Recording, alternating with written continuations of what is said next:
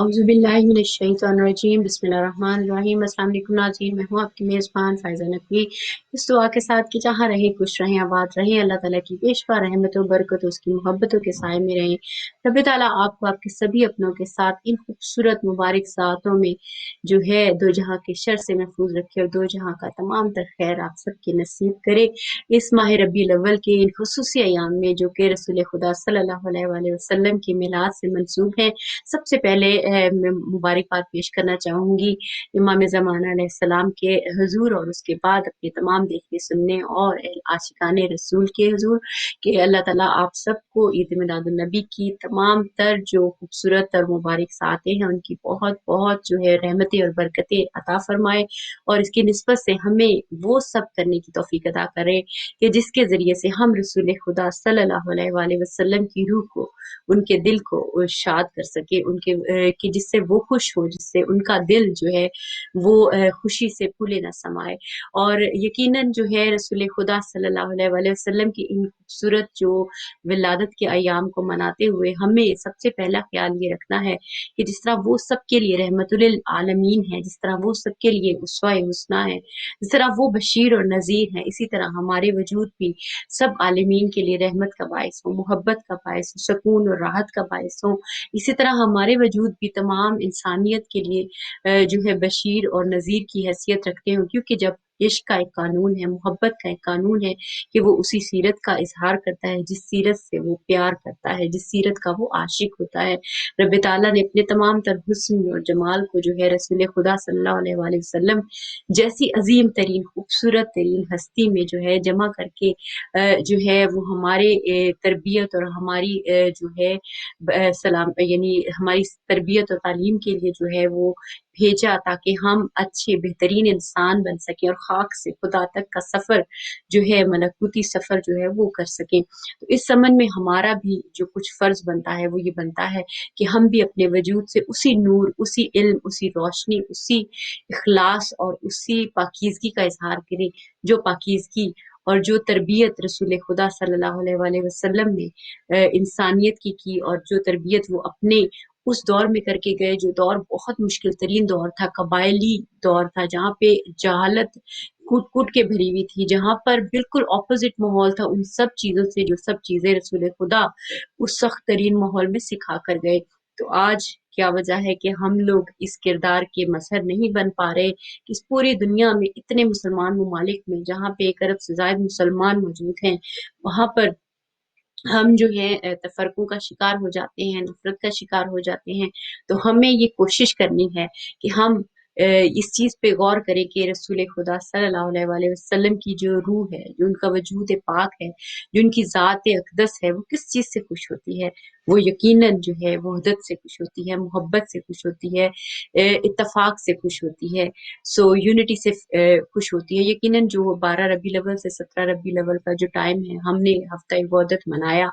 और जो है अभी भी ऑब्वियसली अगर हम अपनी ज़िंदगियों को इसी शुआर को अपनी ज़िंदगियों का सबसे अव्वलीन जिसे कहते हैं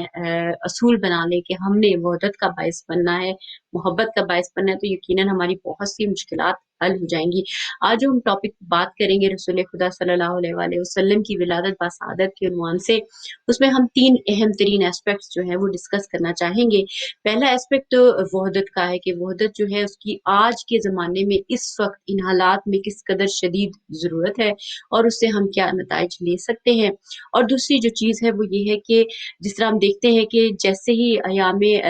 मिलादुन नबी सल्लल्लाहु अलैहि वसल्लम करीब-तर आते हैं, एक इस्लामोफ़ोबिया जो है पूरी दुनिया में एक जो है मकरूह तरीन शख्सियत जो है वो जो है तौहीन आमेज़ जुमले और दीन इस्लाम और रसूल खुदा सल्लल्लाहु अलैहि वसल्लम की हस्ती और ज़ात अक़दस के मुबारक के मुतल्लिक़ करती है, तो आख़िर उसके पीछे क्या वजह है? उसके पीछे क्या एजेंडा है? उसके थ्रू क्या अचीव किया जाना चाहते हैं ऐसे लोग जो इस तरह की बातें करते हैं और उन कार्टून्स को और उन जो फ़िज़ूल जो कलिमात हैं, उनके ज़रिए दीन इस्लाम को नुकसान जो पहुँचाना चाहते हैं,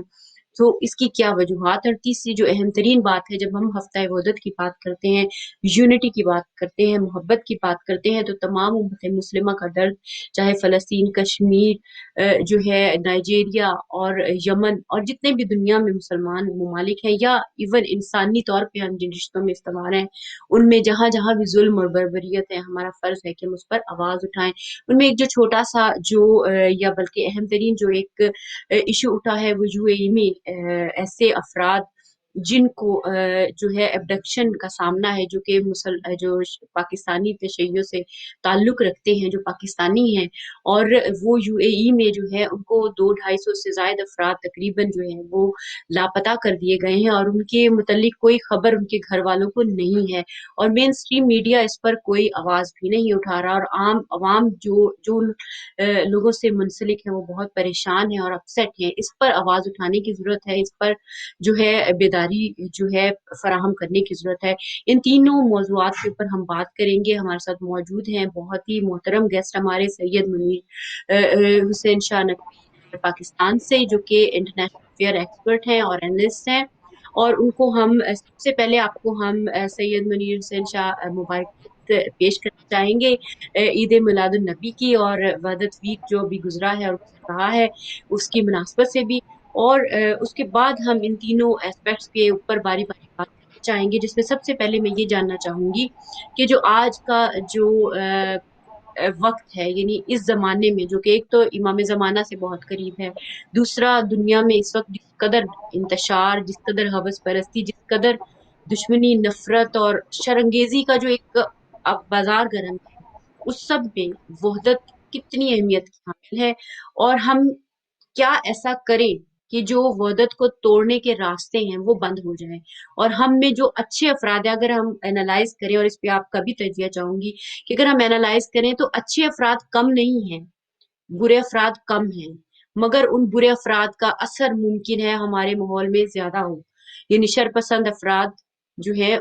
وہ ہیں تعداد میں بہت کم، لیکن ان کا اثر ہمارے ماحول پر زیادہ نظر آتا ہے۔ تو ایسا کیا کریں وہ تمام اچھے افراد کے جس سے ہمارے رسول خدا صلی اللہ علیہ وآلہ وسلم کی جو ذات اقدس ہے وہ خوش ہو، خوشنود ہو؟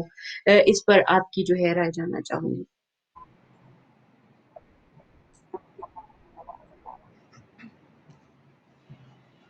جی بہت شکریہ۔ سب سے پہلے میری طرف سے بھی آپ کو، آپ کی پوری ٹیم کو اور پوری امت مسلمہ کو عید میلاد النبی کی مبارکباد عرض ہے۔ اور ربیع الاول کا مہینہ ہے، جیسے کہ آپ نے ابھی اپنے انٹرو میں فرمایا کہ بنیادی طور پر لفظ ربیع بہار کو کہتے ہیں۔ ربیع الاول جو کہ بہار کا مہینہ ہے، جس طرح بہار میں جب بہار آتی ہے تو ہر طرف ہریالی ہوتی ہے، ہر طرف پھول ہوتے ہیں، ہر طرف خوشبو ہوتی ہے، ہر طرف ایک انتہائی خوبصورت اور دل کو اور نظروں کو جو ہے وہ مائل کرنے والا سما ہوتا ہے۔ اسی طرح ربیع الاول کا مہینہ بنیادی طور پر انسانیت کا بہار کا مہینہ ہے، یعنی انسانیت کے لیے بہار کا مہینہ اگر کسی کو کہا جا سکتا ہے تو وہ ربیع الاول کا مہینہ ہے، یعنی جس مہینے میں وہ ہستی جو انسانیت کو خاک سے خدا تک کا سفر طے کروانے کے لیے آئی تھی، یعنی کہ انسانیت پر بہار جو ہے وہ بپا کرنے کے لیے آئی تھی، تو ربیع الاول کا مہینہ اسی طرح مقدس اور ذات گرامی کی وجہ سے انتہائی مقدس مہینہ ہے۔ اور اس مہینے میں یقیناً امت مسلمہ جو ہے وہ سیرت محمد مصطفیٰ صلی اللہ علیہ وآلہ وسلم کی طرف متوجہ ہوتی ہے، ان کا جشن مناتی ہے، ان کی سیرت کے تذکرے کرتی ہے، اور اس وحی خدا جو کہ جس مقصد کے لیے اس ہستی کا انتخاب کیا تھا اس کی طرف متوجہ ہوتی ہے، اور قرآنی اور الہی اصولوں کی طرف انسانیت متوجہ ہوتی ہے۔ تو لہٰذا یہ ربیع الاول کا مہینہ یقیناً انسانیت کے لیے ایک بہار کا مہینہ ہے، کیونکہ جب انسانیت وحی خدا سے، سیرت پیغمبر سے مستفید ہوتی ہے تو اس کے اوپر بہار آتی ہے، اور یہ انسانیت جو ہے وہ خاک سے خدا تک کا سفر طے کرتی ہے، اور یہی وہ ہدف ہے جس کے لیے انسان کو خلق کیا گیا تھا۔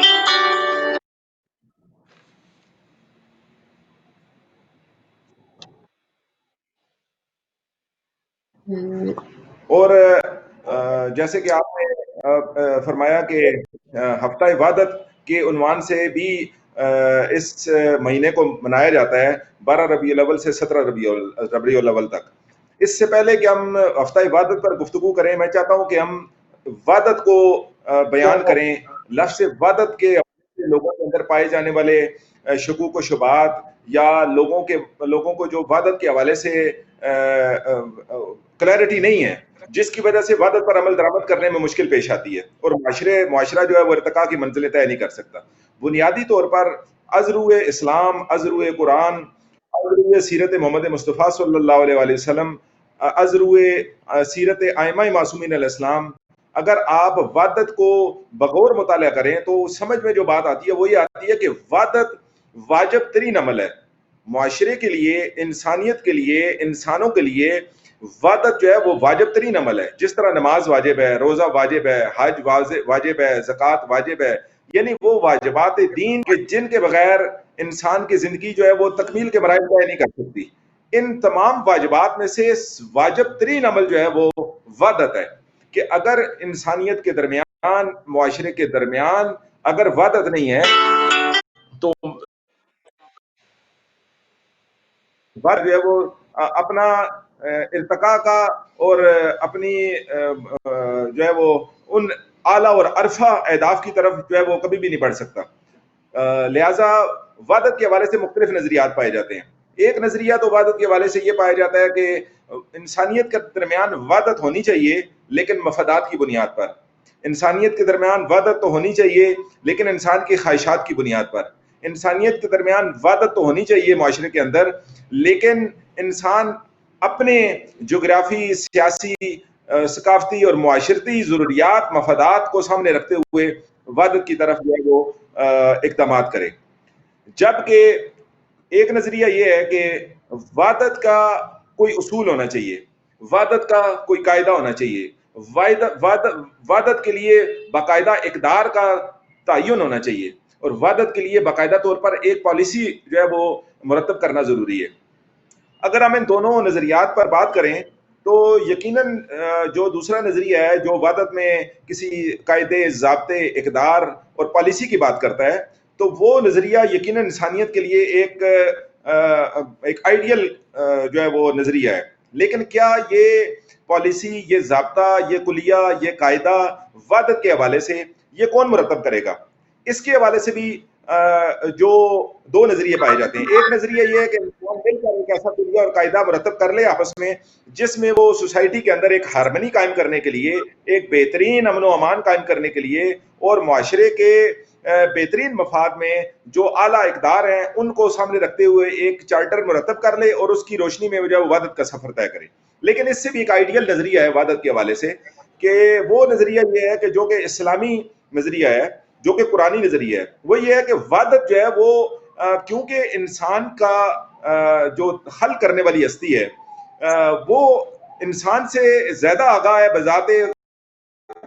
جو ہے وہ کوئی قاعدہ کلیہ مرتب کرے کہ وہ وحدت کس اصولوں اور قاعدوں کی بنیاد پر انسان اگر وحدت قائم کرے تو معاشرہ ایک بہترین انداز میں آگے ترقی کی طرف جو ہے وہ سفر طے کر سکتا ہے۔ لہٰذا اسلامی نظریہ جو ہے، جو کہ قرآن میں بیان ہوا ہے، جو کہ رسول خدا، رسول گرامی صلی اللہ علیہ وآلہ وسلم کی زبان مبارک سے وحی خدا کی جو ہے وہ بعد ان کی زبان سے جاری ہوا، اور قرآن نے اس کو بیان فرمایا کہ وحدت اگر کرنی ہے تو قرآن فرماتا ہے کہ وَاعْتَصِمُوا بِحَبْلِ اللَّهِ جَمِيعًا وَلَا تَفَرَّقُوا،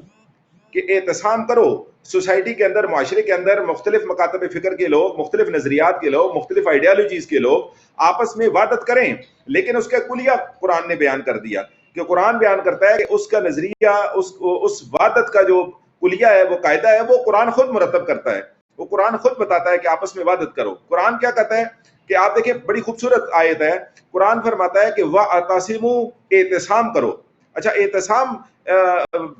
بعض اوقات لوگوں کو اس بارے میں بھی جو ہے وہ شکوک و شبہات ہوتے ہیں کہ کس طرح اعتصام کیا جائے۔ اعتصام کا لفظی مطلب پر اگر غور کریں تو سمجھ میں آتا ہے، اعتصام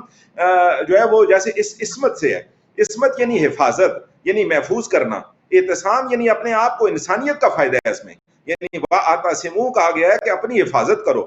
اپنے آپ کو محفوظ بناؤ، انسانیت کو محفوظ بناؤ۔ کس طریقے سے؟ وَاعْتَصِمُوا بِحَبْلِ اللَّهِ،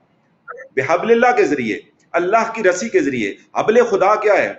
حبل خدا قرآن ہے، حبل خدا الہی قوانین ہے، حبل خدا دین خدا ہے، حبل خدا ذات گرامی محمد مصطفیٰ صلی اللہ علیہ وآلہ وسلم ہے. یعنی قرآن کہتا ہے اعتصام کرو، وَاعْتَصِمُوا بِحَبْلِ اللَّهِ، حبل خدا کے ساتھ اعتصام کرو، یعنی وعدت کرو،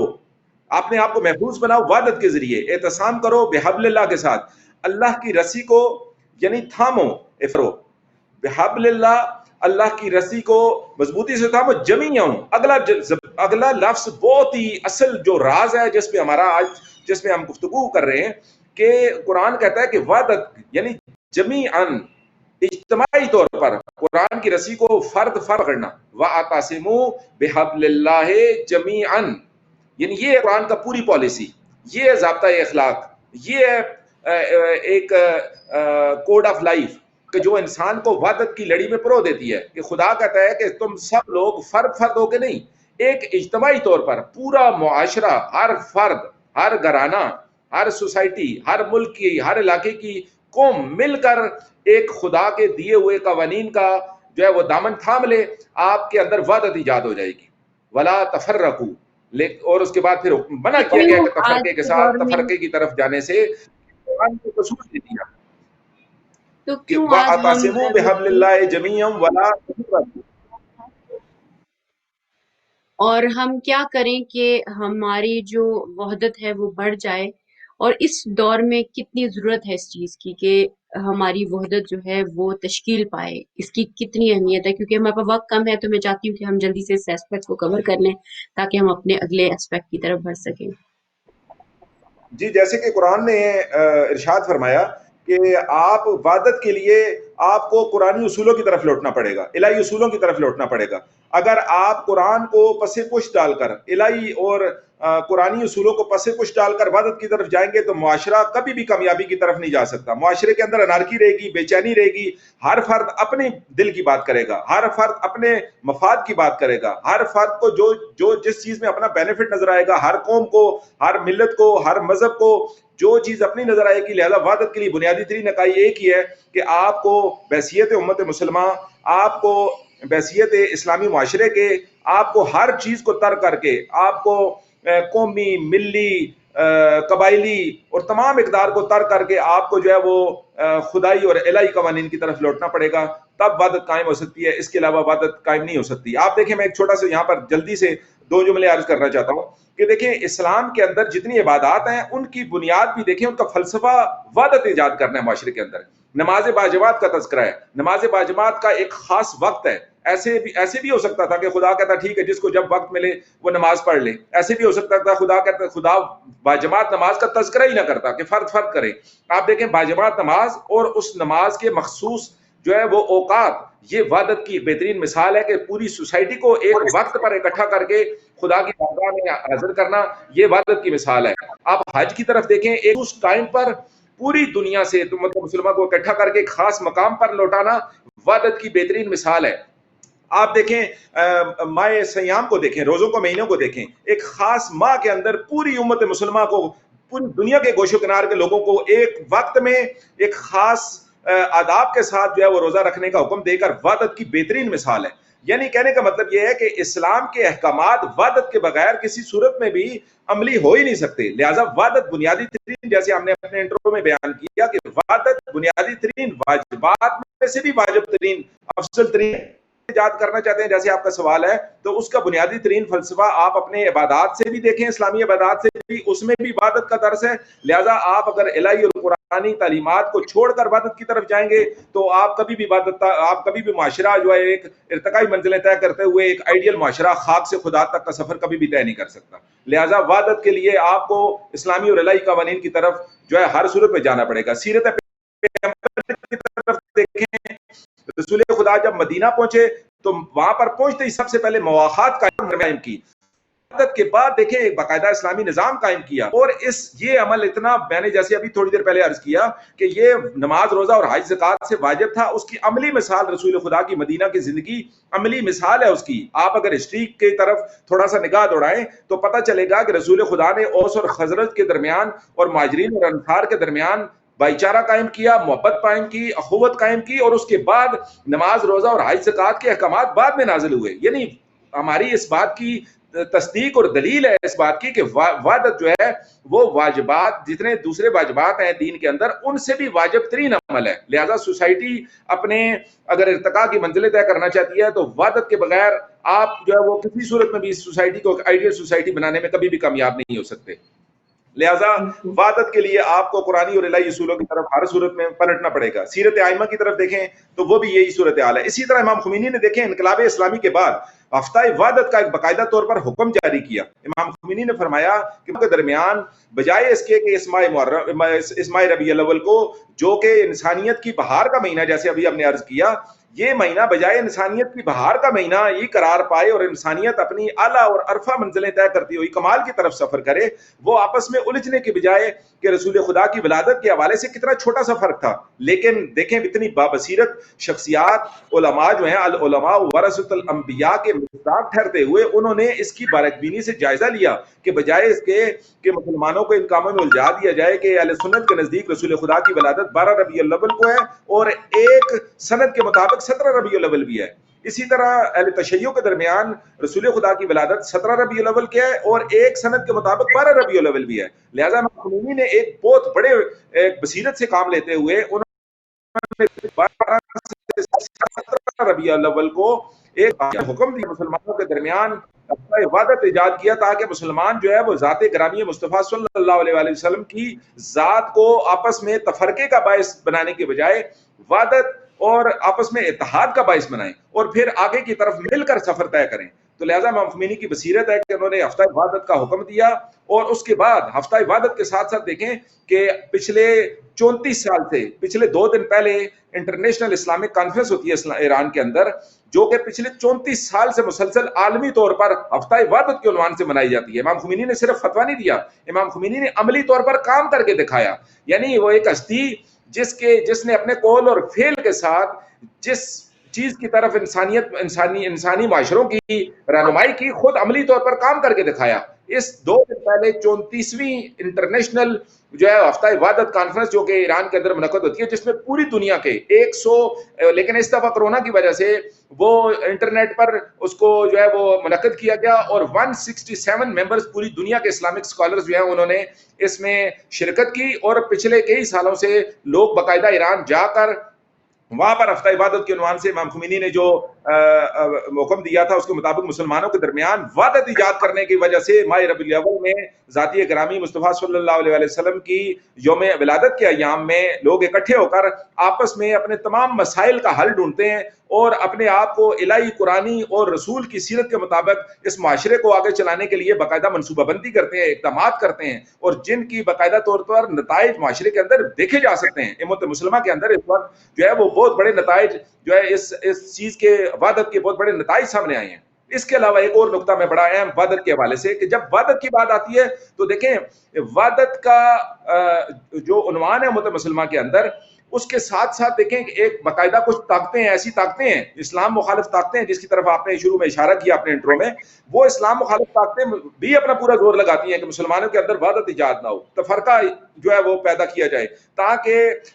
ان کا جو طاغوتی حکومتیں ہیں، ان کی جو باطل حکومتیں ہیں، ان کی جو استکباری حکومتیں ہیں، ان کو دوام بخشا جا سکے، ان کا کنٹرول ہو، وہ عالمی طاقتوں کے طور پر اپنا جو ہے وہ معاشرے کے اوپر پورا کنٹرول قائم رکھ سکے. لہذا امام خمینی نے اس کا بھی توڑ نکالا. انہوں نے جو ہی معاشرے کے اندر، اسلامی معاشروں کے اندر طاغوتی حکومتیں، باطل حکومتیں، یہ عالمی صہیونی حکومت اور اس کے جو الائز ہیں وہ مل کر جب بھی مسلمانوں کے اندر وحدت کو پارا پارا کرنے کی بات کرتے ہیں تو امام خمینی نے باقاعدہ ایسے موقع پر صف اول میں آ کر ایسے فتوے جاری کیے جس کی وجہ سے مسلمانوں کی وحدت کو کوئی پارا نہ کر سکے. امام خمینی نے سب سے پہلے جو فتویٰ جاری کیا، انہوں نے کہا کہ مسلمانوں کے اندر ایک دوسرے مکاتب فکر کے خلاف کسی قسم کی آواز بلند کرنا یہ دشمن کا ساتھ دینے کے برابر ہے. دوسرے مکاتب فکر کی خلاف آواز بلند کرنا یہ باقاعدہ دشمن کے اعلی کار کے طور پر کام کرنے کے مترادف ہے. اور پھر امام خمینی نے کہا کہ تم لوگ آپس میں ہاتھ کھولنے اور باندھنے پر جھگڑ رہے ہو. جبکہ دشمن کی طرف نگاہ کرو، دشمن کی منصوبہ بندیوں کو جانو، دشمن کی سازش کی طرف توجہ کرو کہ دشمن تم ہاتھ کھولنے اور باندھنے پر لڑ رہے ہو، دشمن تمہارے ہاتھ کاٹنے پر تلا ہوا ہے۔ لہذا امام خمینی کے ایسے فتاوا جن کی روشنی میں وحدت امت کے اندر ایک بہت بڑی جو ہے وہ محرک ثابت ہوئے یہ فتاوا امام خمینی کے بالکل، یہاں بعد۔ پہ میں آگے بات کو بڑھانا چاہوں گی اسی بات سے کہ آپ نے ابھی طاغوت کی بات کی، آپ نے ابھی وحدت کی بات کی، آپ نے بتایا کہ کس طریقے سے ان کے جو بابصیرت فتووں نے جو ہے ہمیں وہ اصول فراہم کیے کہ جن کی روشنی میں آج ہم اپنے مسائل کو حل کر سکتے ہیں۔ تو ایک جو ابھی ہم نے دیکھا کہ اسلامو فوبیا کا جو ایشو ابھی ریسنٹلی شروع ہوا یا جب سے ماہ ربیع الاول سٹارٹ ہوا اس کے آس پاس ہی سے، کہ جیسے ایک ملعون جو صدر میکرون جیسا انسان ہے جو رسول خدا کے جو کارٹونز ہیں ان کو پبلش کرنے کو سمجھتا ہے کہ وہ فریڈم آف سپیچ ہے، اور اسلام کو اس دنیا کے لیے یا اس کے لیے جو ہے وہ ایک مشکل تصور کرتا ہے کہ یہ ایک کوئی اچھی چیز نہیں ہے، یا اس کو ایک نشانہ بناتا ہے ڈائریکٹلی۔ ہم نے پہلے جب بھی دیکھا، ہم نے دیکھا کہ نعوذ باللہ جب بھی رسول خدا کی تضحیق کی گئی تو وہ پہلے کوئی فرد یا کوئی گروہ کیا کرتے تھے، مگر اب جو فرق آیا وہ یہ آیا کہ ایک لیڈر کسی ملک کا، چاہے وہ بھی ایک سیکولر نظام کا لیڈر جو ہے وہ آتا ہے اور اس قسم کی بات کرتا ہے۔ آج سیکولرزم نے کیا وہ دینی شکل اختیار نہیں کر لی کہ ایک شدت پسندانہ دین کے طور پر سیکولرزم ورسز دیان یا خصوصاً اسلام جو ہے وہ آمنے سامنے کھڑے ہیں کہ ہمیں تو وہ شدت پسند کہتے ہیں، ہمارے اوپر تو الزامات لگائے جاتے ہیں، اور صدر میکرون کے جو بیانات تھے اس کو پروووکیشن بھی کہا گیا اسلام اور رسول خدا کے اگینسٹ، جو obviously اتنے سارے مسلمانوں کو انہوں نے ہرٹ کیا، وہ بھی ان ایام میں اور اس انداز سے۔ تو اس پر میں جاننا چاہوں گی کہ جب ایک لیڈر اس قسم کی بات کرتا ہے، سیکولر نظام کا لیڈر، کہ وہ کسی دین، کسی مذہب اور اس کی جو سیکرڈ پرسنالٹیز ہیں ان کو نشانہ بناتی ہے، تو اس کے پیچھے کیا ریزنز ہوتی ہیں؟ وہ تو ٹھیک ہے کہ پرووک کیا، وہ سارا جو کچھ وہ کریں گے اس سے وہ اپنے مطلب کے نتائج لینا چاہتے ہیں تاکہ وہ یا ہمارے لوگوں کا کوئی جو ویک پوائنٹس ہیں یا کمزوریاں ہیں ان کو سامنے لانے کی کوشش کرنے کے لیے یہ سب کریں گے، لیکن اصل ایجنڈا اس سب کے پیچھے کیا ہے؟ میں اس پہ چاہتی ہوں کہ آپ اپنی رائے دیں کیونکہ ہمارے وقت کم ہے اور ابھی ہمیں اگلا پہلو بھی ڈسکس کرنا ہے۔ جی دیکھیں، میں یہ سمجھتا ہوں کہ اسلامو فوبیا کے موجودہ زمانے کے اسلامو فوبیا پہ بات کرنے سے پہلے ہمیں یہ جاننا ضروری ہے کہ اسلامو فوبیا کی بیسیکلی بنیاد یا اس کی جو جڑیں ہیں وہ بہت گہری ہیں اور بہت پرانی ہیں۔ یعنی ایسا نہیں ہے کہ اسلامو فوبیا اچانک جو ہے وہ اس صدی میں جو ہے وہ ایک نظریہ بن کے سامنے آ گیا اور اس نے اپنا جو ہے وہ اثر دکھانا شروع کر دیا۔ اسلامو فوبیا کی جڑیں رسول خدا کی اعلان نبوت کے ساتھ ہی جو ہے وہ سامنے آنا شروع ہو گئی تھیں۔ جو ہی رسول خدا نے اعلان نبوت کیا اس سے پہلے وہی معاشرہ، اس سے پہلے وہی سیاسی اور قبائلی رہنما رسول خدا کو صادق اور امین کے نام سے جانتے تھے، لیکن جو ہی انہوں نے ایک اصول، ضابطے، قاعدے کی بات کی، معاشرے کو ایک خاص کوڈ آف الہی کوڈ آف جو ہے وہ لائف کے ذریعے چلانے کی بات کی، اصولوں کی بات کی، تو فوراً طور پر ان کے خلاف جو ہے وہ ایک سمجھے کہ آواز اٹھنا شروع ہو گئی۔ یعنی ان کو رسول کی ذات سے کوئی مسئلہ نہیں تھا، ان کو رسول کے نظریات سے مسئلہ تھا، ان کو رسول کے ان الہی اور اسلامی اقدار سے مسئلہ تھا، ان تعلیمات سے مسئلہ تھا۔ لہٰذا انہوں نے پھر رسول کو کبھی جادوگر کا، کبھی انہوں نے رسول خدا کے خلاف کس قسم کی منصوبہ بندی کی، کبھی کون سی سازش تیار کی۔ تو یہ ایک اسلامو فوبیا کی بنیاد رسول خدا نے جو ہی اسلام، دیکھیں کیونکہ اسلامو فوبیا ہے لہٰذا اسلام کے آغاز کے ساتھ اسلامو فوبیا بھی سٹارٹ ہو گیا تھا۔ ایسا نہیں ہے کہ شروع میں لوگوں نے اسلام کے رستے میں کوئی روڑے نہیں اٹکائے اور اب آگے 20ویں صدی میں یا 19ویں صدی میں ہم آپ کہیں کہ اسلامو فوبیا جو ہے اچانک کوئی ایک ڈراؤنا جو ہے وہ نظریہ بن کر سامنے آیا۔ لہٰذا یہ بات سمجھنی بہت ضروری ہے۔ رسول خدا کی رحلت کے بعد بھی اسلامو فوبیا جو سلسلہ ایک تسلسل کے ساتھ چلتا رہا، یہ ایک پوری لمبی بحث ہے۔ اب اس لیے ہم جو ہے ابھی موجودہ زمانے پہ کیونکہ اب بات کی آپ نے، ہم کرنٹ سینیریو کو سامنے رکھتے ہوئے صرف میں نے اشارہ کیا کہ اس کو سمجھنے کے لیے اسلامو فوبیا کی بنیاد کو سامنے رکھنا بہت ضروری ہے۔ اچھا، یہ اسلامو فوبیا ایجاد کیوں کیا گیا؟ رسول خدا کے زمانے میں کیوں کیا گیا؟ ان کے بعد کیوں کیا گیا؟ اور آج کے زمانے میں اسلامو فوبیا کے پیچھے یعنی مقاصد کیا ہیں؟ وہ طاقتیں جو اسلامو فوبیا پھیلانے میں مصروف ہیں، ان کے پیچھے آخر کو مقصد ہے، جیسے آپ نے اشارہ فرمایا اور آپ نے ایک سوال کی صورت میں سامنے رکھا، عوام کے سامنے رکھا اسلاموفوبیا بنیادی طور پر، جیسے ابھی آپ نے تھوڑی دیر پہلے خود بھی اپنے سوال کے اندر یہ بات تذکرہ کیا کہ بنیادی طور پر یہ نظریات کا ٹکراؤ، یہ بیسیکلی کلیش آف سیولائزیشن جس کو ہم کہتے ہیں، یہ اسی کی کڑی ہے. یعنی جب بڑی بڑی طاغوتی طاقتوں کو، جب بڑی بڑی ایسی مقتدر طاقتوں کو جن کا دنیا کے وسائل کے اوپر ایک ہولڈ ہے، جو دنیا کے وسائل لوٹنے میں مصروف ہیں، اور جو امت مسلمہ کا اور پوری انسانیت کا استحصال کرنے میں مصروف ہیں، جن کا نعرہ کیپٹلزم ہے، جن کا نعرہ جو ہے وہ پوری دنیا کے وسائل کو ایک جگہ پر اکٹھا کر کے لوٹ مار کرنے کا نظریہ ہے، ان کو اسلام اپنے رستے میں سب سے بڑی رکاوٹ نظر آتا ہے. ان کی نظر میں اسلام کا نظام، اسلام کی تعلیمات اور اسلام کی یہ الہی اقدار جو کہ معاشرے کے پسے ہوئے طبقات کے حقوق کی بات کرتا ہے، یہ سب سے بڑی رکاوٹ ہے ان کے سامنے. اسلام سب سے زیادہ، اگر آپ اسلام کی معاشرتی جو ہے وہ کوڈ کو اسٹڈی کریں، یا اس کے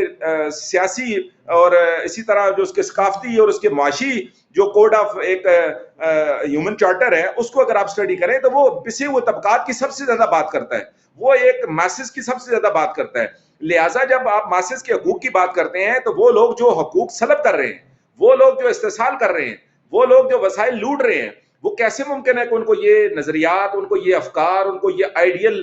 جو ہیومن چارٹر ہے وہ ان کو اپنے راستے میں رکاوٹ نظر آئے اور وہ اس کے سامنے بولے نہ، وہ ان کے سامنے باندھ نہ باندھیں، اس کے خلاف پروپیگنڈا نہ کریں، اس کے خلاف باقاعدہ تحریک نہ چلائیں، اس کے خلاف باقاعدہ جنگیں نافذ نہ کریں. لہٰذا یہ اسلاموفوبیا، اس کے پیچھے پورے کا پورا ان کے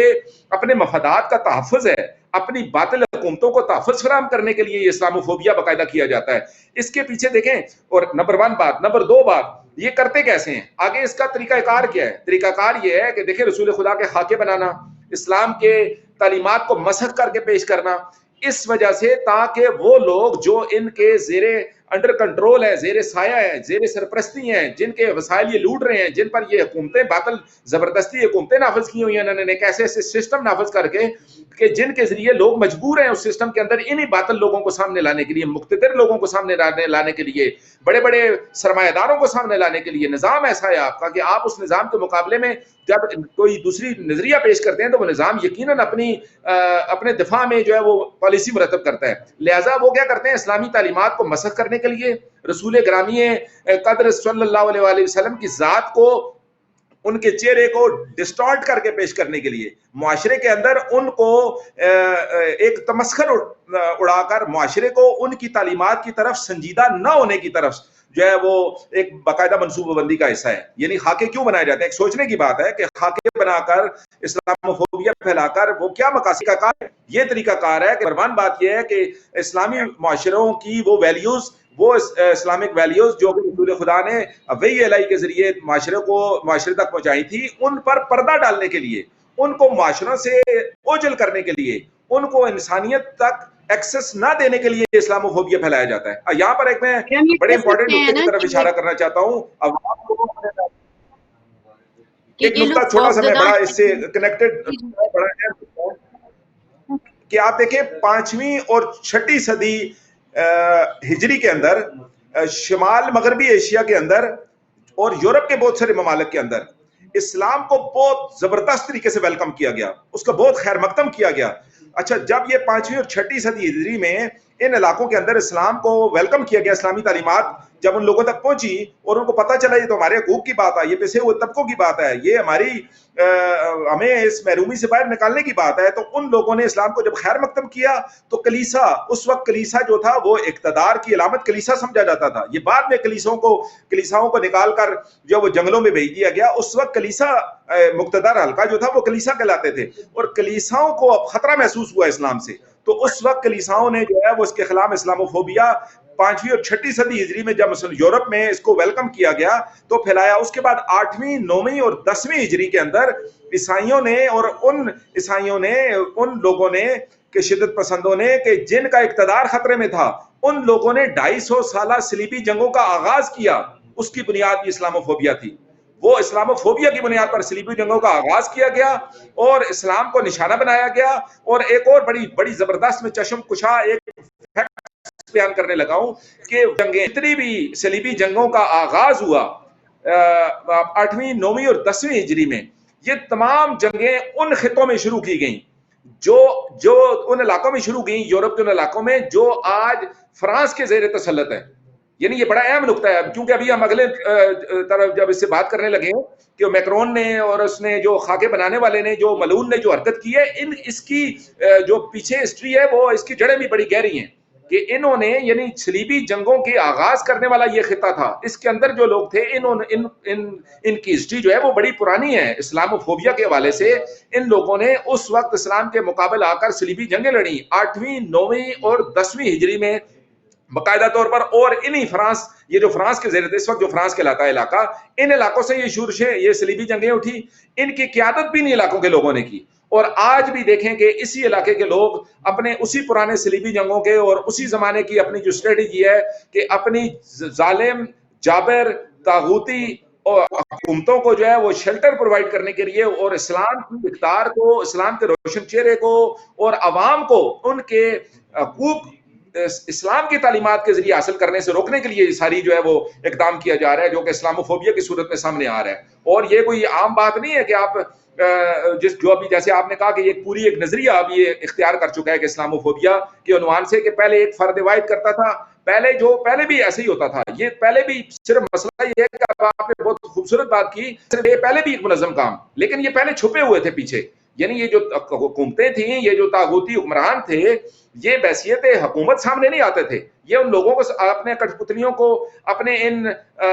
جو ان کے آگے اعلیٰ تھے، ان کے ذریعے کام لیتے تھے. لیکن یہ پہلی دفعہ اس ملعون نے جو ہے وہ اٹھ کر بحثیت صدر، بحثیت ایک نظام کے، بحثیت ایک نظام کے حاکم کے طور پر اس نے آ کر اس کو انڈورس کیا اور بتایا کہ یہ ہماری ہے اور ہم جو اس کو اظہار آزادی کا نام دے کر یہ اپنے مقاصد کی تکمیل کے لیے جو ہے وہ یہ اسلاموفوبیا پھیلا رہے ہیں. لہٰذا یہ ہم یہ بات کہہ سکتے ہیں نا اس کہ زمانے کے اندر لوگوں کو بیدار ہونے کی ضرورت ہے. یہ جو ایک منی مافیا بنیادی طور پہ ہے، جو کہ اس وقت پوری دنیا میں اگر ادیان کا بھی ہم جائزہ لیں تو شاید اسلام ایک واحد وہ مذہب ہے جس کی ویلیوز جو ہیں اس وقت بھی اپنی کافی قوت کے ساتھ جو ہے موجود ہیں بنسبت دوسرے ادیان کے. تو کہہ سکتے ہیں کہ شاید ان منی مافیاز جو آئیڈیالوجی کے لوگ ہیں، جو اپنے آپ کو سیکولر کہتے ہیں اور اپنے آپ کو بڑا اچھا سمجھتے ہیں، ان کو ایک خوف موجود ہے کہ یہ جو اگر رولز اور ریگولیشن اور یہ جو آئیڈیالوجی اگر عام انسانوں تک پہنچ گئی جو کہ ان کے زیر تسلط ہیں، تو یہ ان کو بھی بدل سکتی ہے اور ان کے جو منی مافیا کے جو بھی ایجنڈاز ہیں ان کو نقصان پہنچ سکتا ہے. یا کیا آپ اس کو کسی اور انداز سے دیکھتے ہیں؟ جی بالکل، میں نے ابھی اشارہ کیا اس طرف کہ جس کو آپ جس طرف آپ اشارہ کر رہی ہیں کہ یہ کیپٹلزم جو ہے اس کے پیچھے پوری طرح کار فرما ہے. یہ مکمل طور پر اس مافیا کا مکمل ہاتھ ہے. ایک اور بات میں آپ کو یہاں اشارہ کروں کہ 20ویں صدی میں آپ دیکھیں کس طرح یہ مافیا کار فرما ہے. 20ویں صدی کے اندر جب جو سیکنڈ ورلڈ وار جب ختم ہوئی تو آپ دیکھیں وہاں پر ابھی فرانس کے اندر ابھی رابر معظم نے اس طرف اشارہ فرمایا کہ جب اس ملعون نے توہین کی تو رابر نے بڑی خوبصورت بات ارشاد فرمائی. رابر نے کہا، ان جوانوں کو خطاب کر کے فرانس کے نوجوانوں کو کہا کہ اے فرانس کے نوجوانوں، کہ اظہار آزادی کو ٹول کے طور پر استعمال کرنے والا بندہ اور عوام کو یہ بتانے کے لیے کہ اظہار آزادی آپ کا ایک حق ہے، اس کو نیگیٹو طور پر استعمال کر کے ایک مقدس ترین ہستی کی توہین کرنے والا شخص، ہولوکاسٹ کے حوالے سے جب کوئی شکوک و شبہات ابھرتے ہیں، جب کوئی بات کی جاتی ہے تو اس کو جرم تصور کیا جاتا ہے. باقاعدہ فرانس کے اندر قانون ہے کہ اگر آپ ہولوکاسٹ کے حوالے سے کوئی شکوک و شبہات پیدا کریں گے، دیکھیں ہولوکاسٹ کے حوالے سے شکوک و شبہات ہیں کہ یہ باقاعدہ طور پر نظریہ گھڑا گیا ہے، ایسی کوئی بات نہیں تھی. باقاعدہ صہیونیوں کو، باقاعدہ ان ظالموں کو، ان طاغوتی لوگوں کو اس کیپٹلزم کے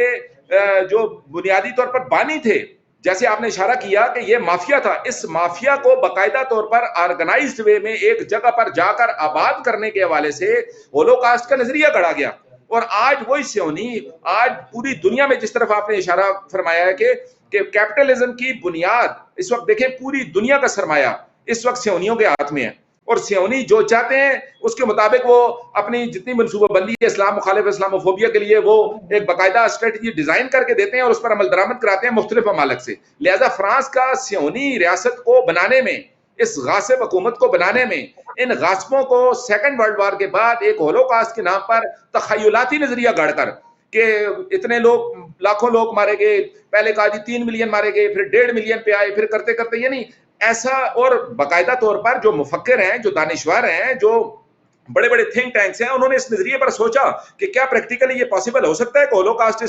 جس طرح یہ نظریہ بیان کر رہے ہیں. اور اس کے بعد دوسری بات، چلیں اگر یہ ہوا تو اس کے اوپر نظریہ قائم کرنے میں، اس پر گفتگو قائم کرنے میں باقاعدہ جرم کیوں سرزد کیا جاتا ہے؟ دوسری طرف رسول خدا، رسول گرامی قدر پر جو ہے ان کی توہین پر کوئی جرم نہیں ہے، باقاعدہ اس کو اظہار آزادی کا نام دیا جاتا ہے. تو بالکل آپ کا اشارہ درست ہے کہ اس کے پیچھے باقاعدہ کیپٹلزم اور یہ صہیونی اور یہ وہ عالمی طاقتیں، جو کہ میں نے ابھی تھوڑی دیر پہلے اشارہ کیا کہ جو سرمایے کی لوٹ مار اور عوام کا استحصال کر کے عوام کا خون چوس کر جو ہے وہ ان کی اقتدار اور ان کا جو حکومتیں ہیں وہ قائم دائم ہیں، لہذا ان کا 100% اس کے پیچھے ہاتھ ہے. اور اس کے بعد آپ دیکھیں اس صہیونی، اس کیپٹلزم کا آپ اگلا قدم دیکھیں کہ اس وقت مڈل ایسٹ کے اندر انہوں نے اپنے کچھ علاقاروں کے ذریعے مل کر تفرقہ ایجاد کر، یہ دیکھیں ان کا باقاعدہ ایک پوری اسٹریٹجی اسلاموفوبیا پھیلانے کے لیے، وہ باقاعدہ مسلمانوں کے اندر علاقار پیدا کرتے ہیں. ایک علاقار بناتے ہیں جو کہ جو ہے وہ مقدسات کی توہین کرتا ہے، دوسرا علاقار جو بناتے ہیں یہ انہی کے لوگ ہیں. جیسے ایک اسٹیج ڈرامہ ہوتا ہے، اسٹیج پر آپ ایک بندے کو ایک کریکٹر دے دیتے ہیں، دوسرے کو دوسرا کریکٹر دے دیتے ہیں کہ آپ نے جو ہے وہ ہیرو کا رول کرنا ہے، آپ نے ولن کا رول کرنا ہے. اسی طرح انہوں نے لوگوں کے اندر تقسیم کار کی ہوئی ہے، مسلمانوں کے اندر غدار ڈھونڈ کر ایک کو کہتے ہیں تم نے ممبر پر کھڑے ہو کر دوسرے مقدسات مسلمانوں کے مقدسات کی توہین کرنی ہے، اس کے مقابلے میں دوسرا کریکٹر جس کو چوز کیا ہوا اس کو کہتے ہیں تم نے اس کے مقدسات کی توہین کے بعد اس مقتل فکر کو جس سے یہ بندہ لبادہ اوڑھ کر ان کے اندر گھسا ہوا ہے تم نے اس کو کافر قرار دینا ہے. اور پھر تیسرا کریکٹر ایک انہوں نے ایجاد کیا ہوا ہے جس کا کام ہے کہ آپ نے ان پر دہشت گردی نافذ کرنی ہے داعش کی صورت میں. ایسے ایسے گروپس بنائے ہوئے ہیں. تو یہ باقاعدہ طور پر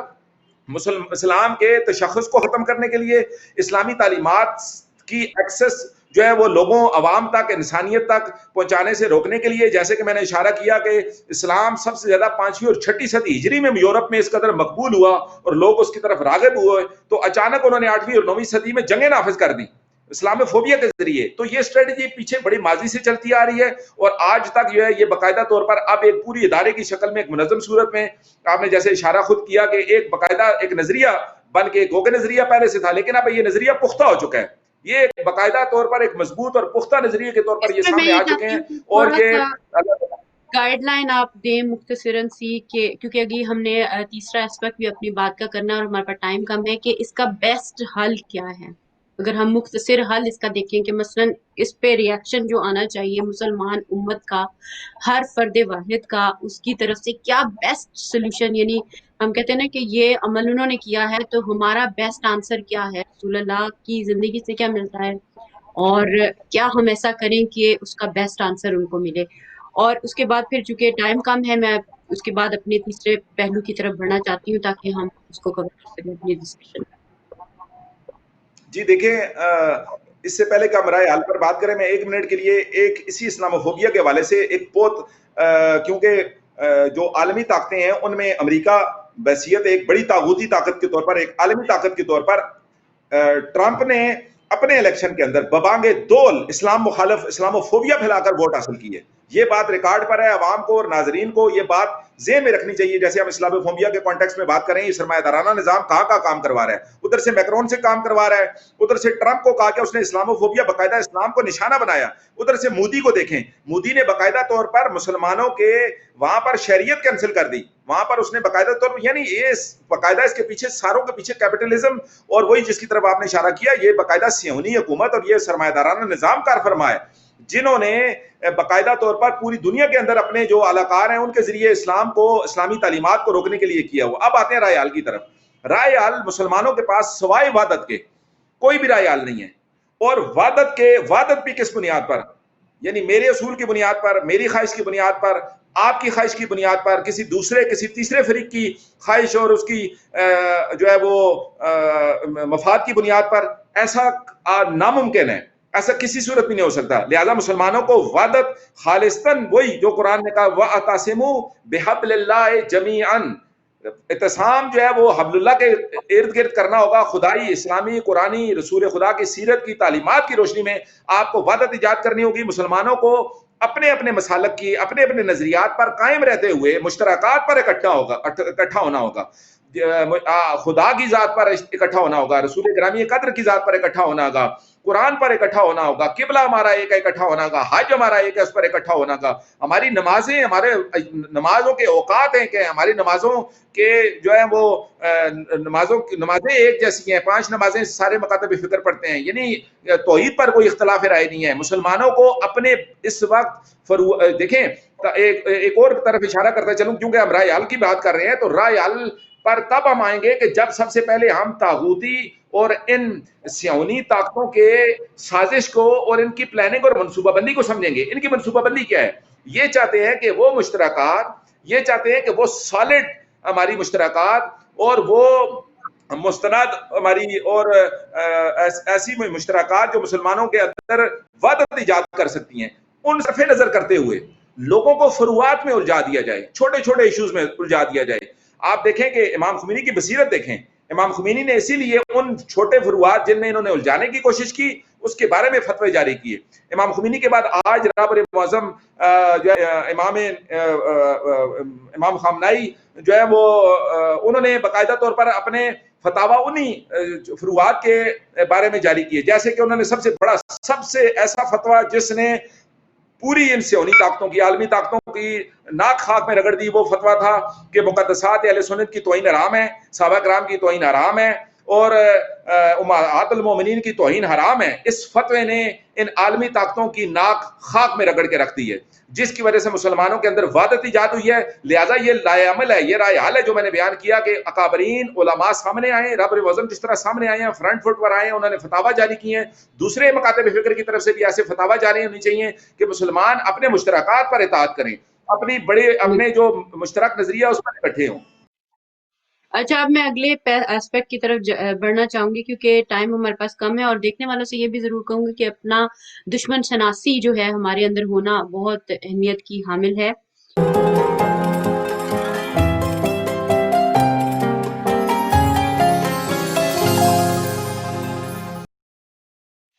بسم اللہ الرحمن الرحیم. ویلکم بیک ناظرین. ہم حاضر ہوئے ایک چھوٹے سے بریک کے بعد. ہم بڑھتے ہیں اپنے مہمان کی جانب اور آخری جو ہمارا اہم ترین پہلو ہے اس کے اوپر بات کریں گے کہ جو کہ یو اے ای اور جو یو اے ای میں موجود پاکستانی جو کہ جن کو ایبڈکشن کا سامنا ہے، اور بہت سارے جو تقریباً 250-300 سے زیادہ افراد ہیں جو لاپتہ ہیں، جن کا معلوم نہیں چل رہا، اور ان کے جو لواحقین ہیں وہ بہت پریشان ہیں. تو اس کی طرف بڑھیں گے کہ یہ کیا ایشو ہے، اور اس پر جو مین جو اسٹریم میڈیا ہے وہ تو کوئی بات نہیں کر رہا، لیکن جو اپنے چینلز ہیں یا اپنے لوگ ہیں ان کو اس پر آواز اٹھانی چاہیے تاکہ ان بہن بھائیوں کی ہدایت رسی ہو سکے، کیونکہ وہ بیٹے،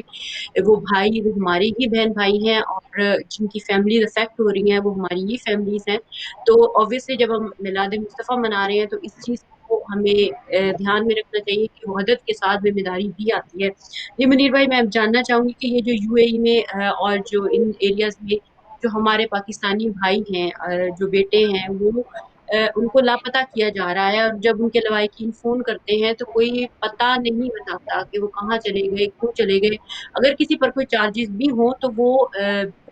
ان کا قانونی طریقہ ہوتا ہے حل کرنے کا، مگر نہ تو پاکستان میں مین اسٹریم میڈیا اس پہ آواز اٹھا رہا ہے، نہ ہی جو ہماری حکومت ہے وہ اس پہ ہمارے جو ان بھائیوں کے لواحقین کو کوئی حل بتاتی ہے. ہمارے پاس آخری 5 سے 6 منٹ ہے. میں چاہوں گی کہ اس پہ آپ جو اہم ترین ہیں اس کو بیان کریں. جی دیکھیے، یہ اس وقت جو یو اے ای میں مسئلہ درپیش ہے کہ بہت سارے لوگوں کو پکڑ دکڑ جاری ہے، بہت سارے لوگوں کو بغیر کسی کوئی وجہ بتائے، بغیر کوئی مقدمہ قائم کیے لوگوں کو اٹھا لیا گیا ہے، اور لوگوں کے لواحقین جو ہے ان کے خاندان پریشان ہیں، اور خصوصی طور پر بہت سارے پاکستانیوں کو، اور پاکستانیوں میں سے بھی بہت سارے لوگ جو مکتب تشیع سے تعلق رکھتے ہیں، ان لوگوں کو اٹھا لیا گیا ہے. اور ان لوگوں میں سے بھی یہ نقطہ بڑا امپورٹنٹ ہے اس کو بات کو، جو کیونکہ ہمارا یہ جو ہمارا پچھلے ٹاپک تھا اسلاموفوبیا کے والے سے، یہ اس سے کنیکٹڈ ہے، یہ اس سے انٹر لنکڈ ہے، یہ اسی کا ایک تسلسل ہے. جیسے کہ ابھی ہم بات کر رہے تھے اسلاموفوبیا کے والے سے، یہ اور ہم بات کر رہے تھے صہیونی جو ہے وہ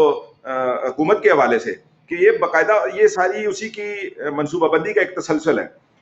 کہ اور مکتب تشیع کے اندر بھی ان لوگوں کو اٹھایا گیا ہے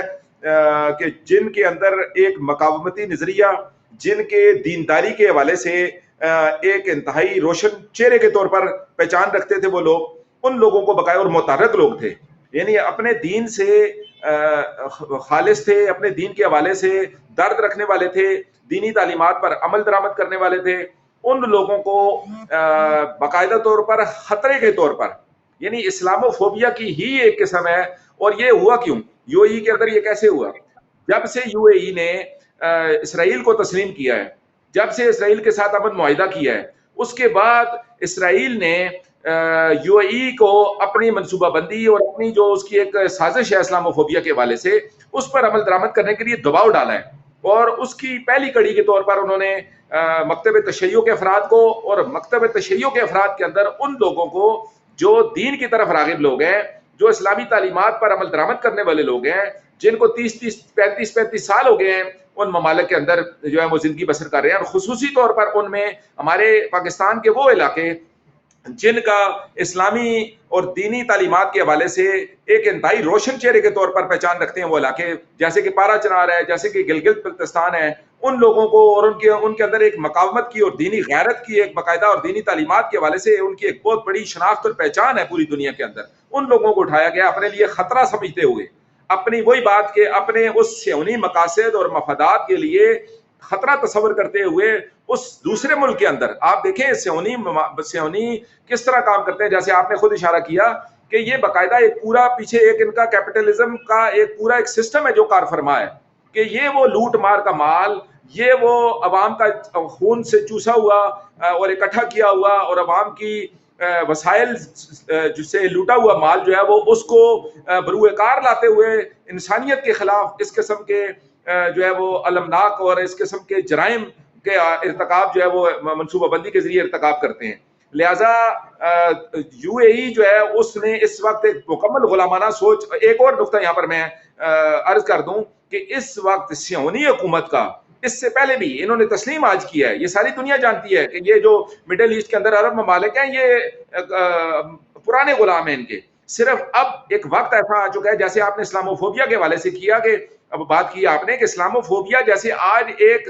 نظریے کے طور پر کھل کے حکومتیں سامنے آ گئی ہیں، اسی طرح اسلامو فوبیا کے ساتھ ساتھ انہوں نے آج کھل کر اپنے غلاموں کا بھی اعلان کر دیا ہے کہ ہمارے غلام بھی کھل کر اپنی غلامی کا اعلان کریں، اور اسلامو فوبیا کے حوالے سے بھی انہوں نے کھل کر ایک باقاعدہ حکومتوں کے طور پر نظریات کے طور پر سامنے آ چکے ہیں۔ کیوں انہوں نے مسلمانوں حکومت کے اندر ایسے پاکستان اعلان غلامی کروایا؟ اس وجہ سے تاکہ باقی لوگوں کو میسج پہنچے کہ جب اتنی بڑی بڑی مقدس سرزمینوں سے ہماری غلامی کا اعلان ہو گیا تو آپ لوگ جو ہے وہ ہر صورت میں آپ کو الٹیمیٹلی اس غلامی کی طرف جو ہے وہ واپس لوٹنا پڑے گا۔ لہٰذا اور دوسری بات کہ دنیا کا سب سے بڑا جاسوسی کا جو نیٹ ورک ہے اور اڈا ہے صہیونی حکومت کا، ساری دنیا جانتی ہے کہ سب سے بڑا جاسوسی کا نیٹ ورک اس کا یو اے ای کے دبئی کے اندر ہے، یو اے ای کے اندر ہے۔ لہٰذا اس نے باقاعدہ طور پر اسی اسلامو فوبیا کے تسلسل کی وجہ سے پاکستان، بہت سارے پاکستانیوں کو، مکتب تشیع کے ان لوگوں کو، خوددار لوگوں کو، دیندار لوگوں کو باقاعدہ طور پر جو ہے وہ شکنجے کسنے شروع کر دیے ہیں، ان کو اٹھانا شروع کر دیا ہے، ان کی فیملی پریشان ہے اور ان کو ان کا آئینی اور قانونی حق نہیں دیا جا رہا، ان کو ان کا جرم نہیں بتایا جا رہا، ان کے خاندانوں سے ان کو باقاعدہ طور پر ٹیلی فونک رابطے نہیں کروائے جا رہے۔ یہ انسانی جرائم ہے کہ آپ جو ہے وہ کسی سے قانون، آپ یعنی وہ مملکتیں جو اپنے آپ کو آئین اور قانون کے علم بردار سمجھتے کوئی ہیں، حل جو ہیومن کوئی رائٹ حل سمجھتے ہیں، آپ کی وہ نظر میں لوگ آتا ہیومن ہو؟ رائٹ کہ ظاہر ہے جو ہمارے بھائی اور بیٹے جن کے لواحقین یا پریشان بیٹھے ہیں، ان کی دادرسی کیسے ہو، کیا کیا جائے اس پر کہ ان کو کوئی اتا پتہ مل جائے، ان کے بھائی بیٹے ان کو خیر وعافیت سے واپس مل جائیں، اور حکومت پاکستان کیوں خاموش ہے اس پہ، اور عام جو مین اسٹریم میڈیا ہے وہ کیوں اس پہ نہیں کر رہا،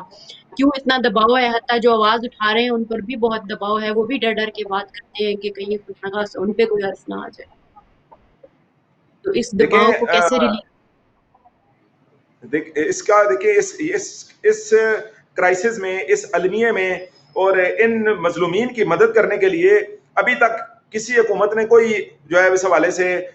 جو ہے وہ کسی قسم کی کوئی ان نظر نہیں، ان کی جو عملی اقدام نظر نہیں آ رہا۔ اور اس کے پیچھے بھی آپ کو پتا ہے کہ باقاعدہ طور پر اس سعودی حکومت کا اور اس سیونی حکومت کے غلام سعودی حکومت کا جو ہے وہ باقاعدہ طور پر ہماری حکومتوں پر ایک پریشر ہے جو کہ کار فرما ہے، کیونکہ ہم جیسے کہ آپ جانتے ہیں کہ آپ کی خارجہ پالیسی اس وقت تک ایک آزاد پالیسی آپ مرتب نہیں کر سکتے جب تک آپ کی معیشت سٹرونگ نہ ہو، لہٰذا ہماری اس حکومت کی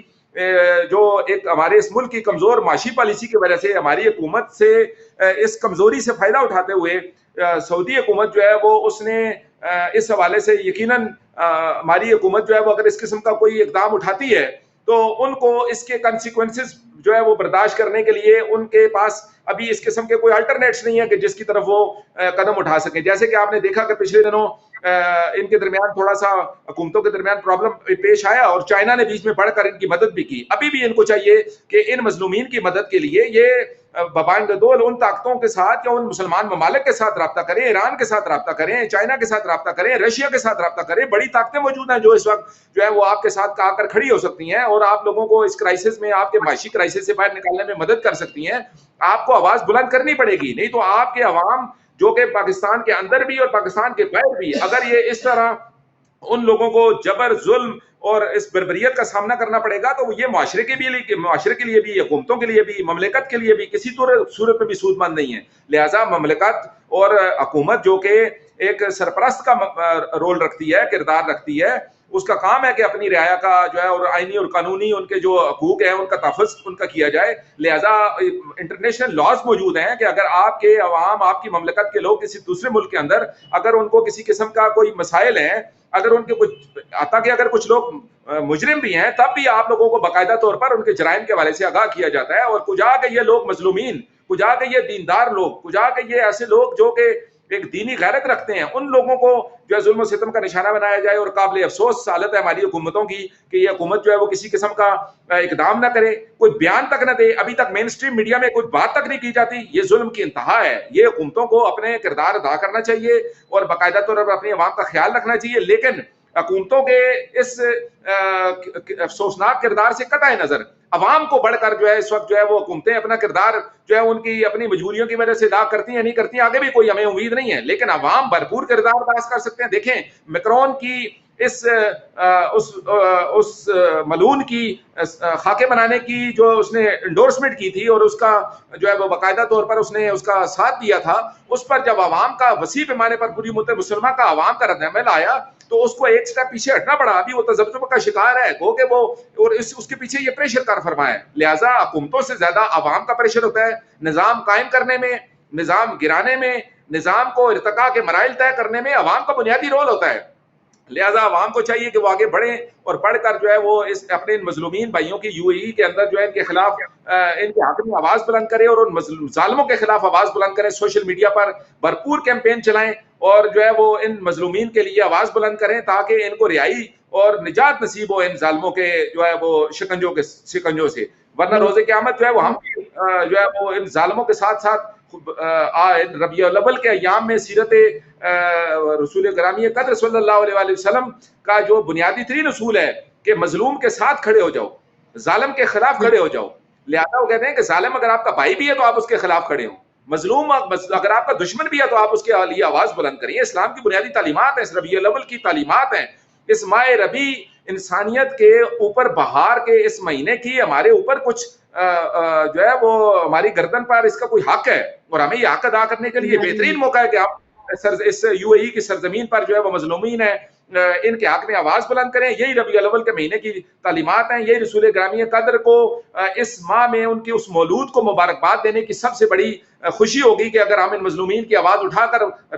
رسالت مآب صلی اللہ علیہ وسلم کی بارگاہ میں جب ہدیہ تبریک پیش کریں گے تو وہ یقیناً خوش ہوں گے اور ہماری نجات کی ضمانت بھی دیں گے اور ہم سے ان کا قلب نازنین بھی ہم سے خوش ہوگا اور امام زمان علیہ السلام کا قلب نازنین خوش ہوگا اور ان کے ظہور کا راستہ ہموار ہوگا. امام اس انتظار میں بیٹھے ہیں کہ یہ قوم جو ہے وہ امام کا ایک سنگل پوائنٹ ایجنڈا ہے کہ دنیا میں سے ظلم کا خاتمہ اور عدل کا قیام. تو لہٰذا ظلم آپ جہاں دیکھیں وہاں پر اس کے خلاف قیام کریں، وہاں اپنے بحیثیت عوام ہم جتنا رول پلے کر سکتے ہیں ہم اس حوالے سے اپنا رول پلے کریں.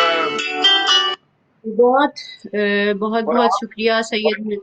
मुनीर हुसैन शाह नकवी साहब, आपका कि आप हमारे साथ शामिल हुए और इतनी खूबसूरत गुफ्तगू की। वक्त बहुत कम था कि हम मजीद गुफ्तगू नहीं जारी रख सकते। बेहद शुक्रगुजार हूँ आपकी शमूलियत के लिए और देखने वालों के लिए। यकीनन यही पैगाम, जिस तरह हमारे मेहमान ने बहुत खूबसूरत तरीके से बताया कि ये रबीउल अव्वल का महीना इंसानियत और मोहब्बत का महीना है, रसूल खुदा का मोहब्बत का गुलदस्ता अगर आज आपको पेश करना है। और हमने माह अय्याम अज़ा में भी देखा कि हम हक का साथ देते हैं और जुल्म के खिलाफ खड़े होते हैं। तो आज हमारे मजलूम बहन भाई यूएई में इस वक्त जो एब्डक्शन का सामना कर रहे हैं, उनके खिलाफ जो है आवाज उठाकर अपने होने का सबूत दीजिए, अपने जिंदा होने का सबूत दीजिए, अपने आशिक रसूल होने का सबूत दीजिए। वहदत इख्तियार करके आपस में, चाहे वजूद के अंदर हो, चाहे फैमिली के अंदर हो, चाहे मुआशरे के अंदर हो, इख्तियार करके हम सब कोशिश करें कि हम अपने रसूल खुदा सल्लल्लाहु अलैहि वसल्लम की ज़ात अक़दस को खुशी का गुलदस्ता पेश करें अपने अमल से। इसी पैगाम के साथ कि जहाँ रहें खुश रहें, आबाद रहें, इजाज़त चाहूंगी। अल्लाह हाफ़िज़।